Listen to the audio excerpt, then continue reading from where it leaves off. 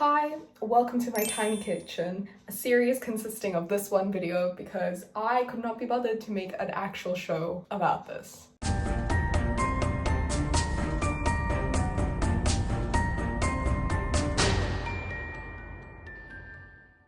This is the kitchen that we're working with. Our workspace ranges from here to there. Not even there actually, because that part is partially covered by the microwave. Today we are going to be making baked artichoke hearts with breadcrumbs and maple syrup glazed pork chops. I was not made for speaking those kinds of sentences. Here is our setup. That is where my prepared ingredients and tools are going to be. That is the stove, and that is the second camera. I don't know why I just waved to it. It's not recording yet.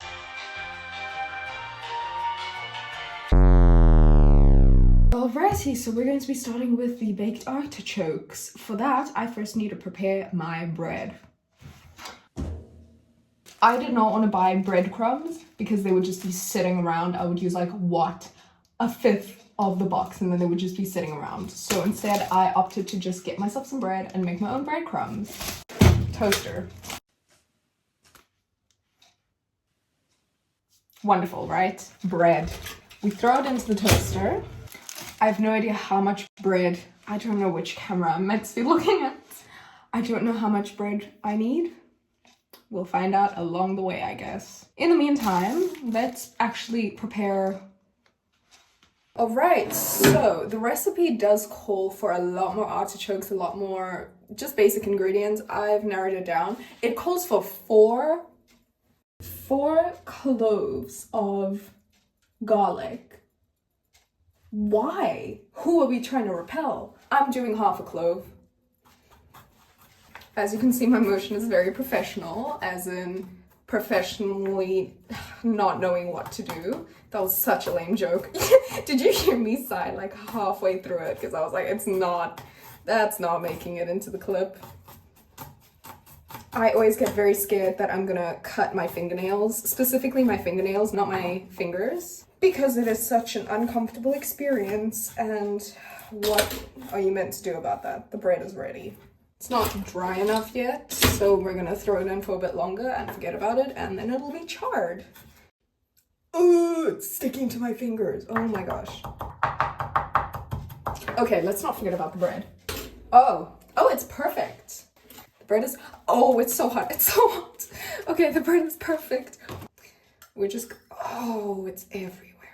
We're gonna scoop that back into our container so that we don't have a lot of dishes to clean up because there's no place to put the dishes. The recipe calls for 1/4 cup of oil, but since we're just doing this however, I'm just going to use that much. All right, I'm gonna close that for now, just so that I don't spill it, because I absolutely know that I will. Now, we take our grater. Okay, well, I'm talking to you now because I've decided let's not waste too much storage. So we've got our bread. We're gonna take it and we're gonna... You do want to try press it a bit harder into the teeth instead of just like rubbing it back and forth, so that you get coarser crumbs. What the hell am I filming? There are our breadcrumbs. You'll notice these are a lot coarser than these, but that's fine because we're just gonna mix them together and it's gonna be like a good enough mixture, you know? Now I'm going to preheat the oven to 190 degrees Celsius and for, whatever time. And then I'm gonna plug in the oven. I skimmed over the instructions. I didn't really understand it. We're just gonna improvise here. This is our baking dish. This is our oil. Take a whiff of that. There you are. Do you also want a whiff? Oh, that does not smell good. Alrighty, the instructions say that you take a bit of the oil and you spread it on the dish. Just like that. Now we're going to take our artichokes. Oh, I forgot to I've got to prepare the cheese, but we'll do that just now. Here we have our artichokes. We're going to open them up.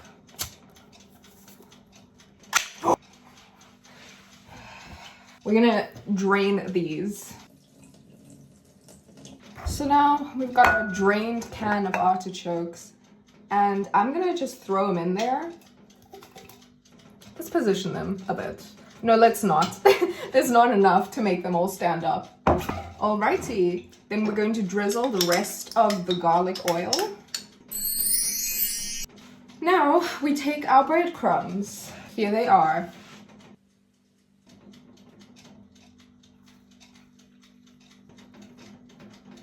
Alright, that's that. There we have our breadcrumbs. Now we're going to grate some cheese. There's the grated cheese.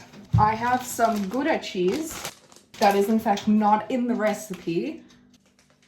But how much can it affect the food, you know? And also it's like already grated, so I don't have to worry about wasting too much Parmigiano. And there it is in all its glory. Now we're gonna throw it into the oven. We're gonna set this for 15 minutes. I did just realize that I forgot to drizzle lemon juice onto it. And lemon juice is what's gonna make or break this dish, because it needs to be like sort of sour for the sweet other dish. Oh, there were still pips inside. Thank goodness for that.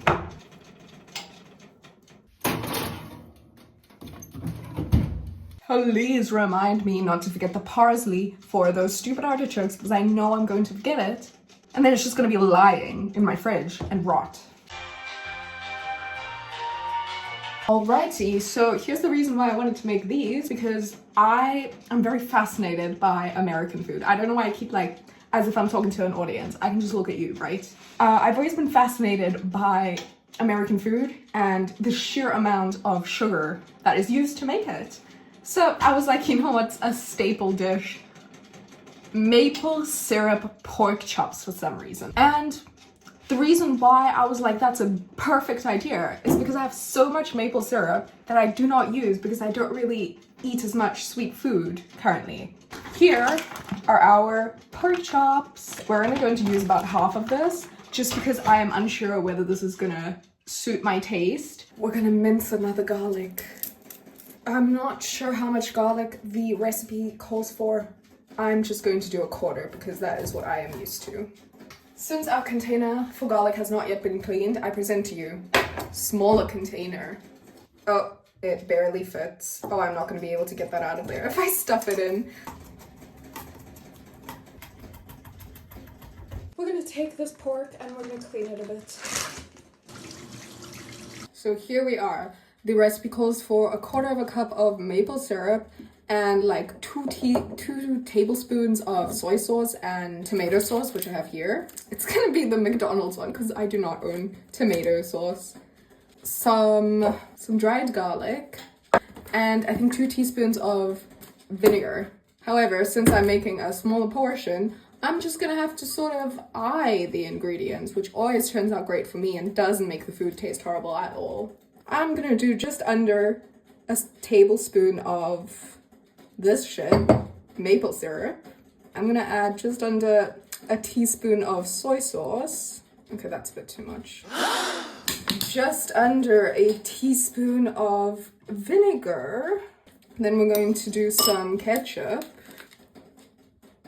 That's enough.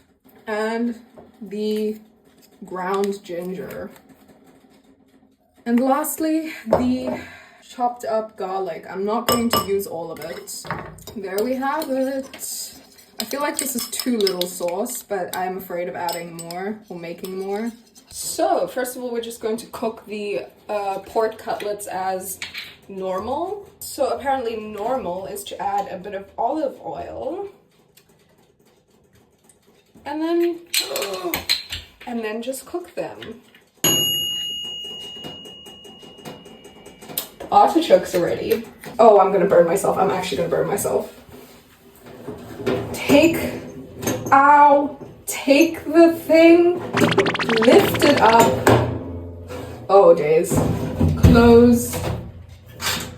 And I'm gonna put that on overhead grill for like 5 minutes just to get it a bit more crispy. I've got a paper towel up here and I'm just going to throw. Oh, that was not a good idea. There they are. And then, oh, okay, well that test did not work, but I don't think we need to be cooking this like steak, I've realized. So we're just gonna throw that in there. I think it is time to add our sauce. Ooh, I was kind of scared it was gonna spray, but it did in fact not spray, so I'm very happy about that. Let's get the parsley prepared. Okay, I'm gonna give that a little wash. And then I'm just going to do this. I'm gonna cut it very horrifically. I think we can switch off the stove as well. I also want to try extend the palette a bit with some spring onion. And this is definitely not because the spring onion has been lying in the fridge for like a week now and I have not used it. It's simply that I want to extend my palette. So yeah, this has cooked for a total of 10 minutes. 5 minutes just cooking the pork chops and then 5 minutes in the sauce. Let's take a look at the artichokes. They are nice and brown at the top. I'll show you a better version just now. Before I eat, I am in fact going to clean everything because I cannot eat with this guilty conscience of things being messy around me. Ew. So here's a montage or something of me cleaning. You're gonna be the montage. I actually don't quite know what to do with myself because there is no space to readjust anything. It's like one of those logic games where you have to like move one piece and then you have to move the other piece and then the next piece to get this piece out. Gosh, anyways. This is such a horrible idea.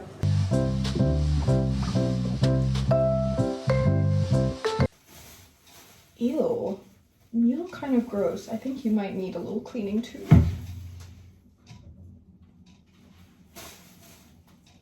Well, some people just can't be helped. Now both of you are dirty. What is this? You guys literally did not partake in the cooking and you're both dirty. Why did my accent change like that? Come here.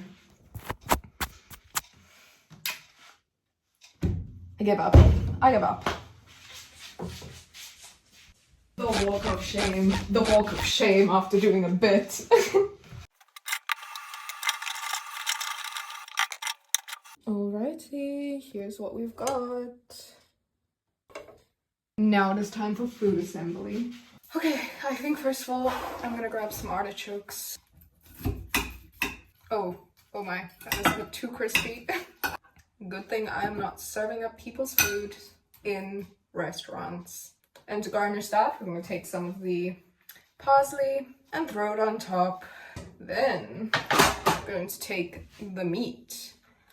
We're going to take all of it here. Oh, great. So we've already messed the clean kitchen again. I'm going to spoon up that sauce and then we're going to grab the spring onion and just throw that on top. Here we are.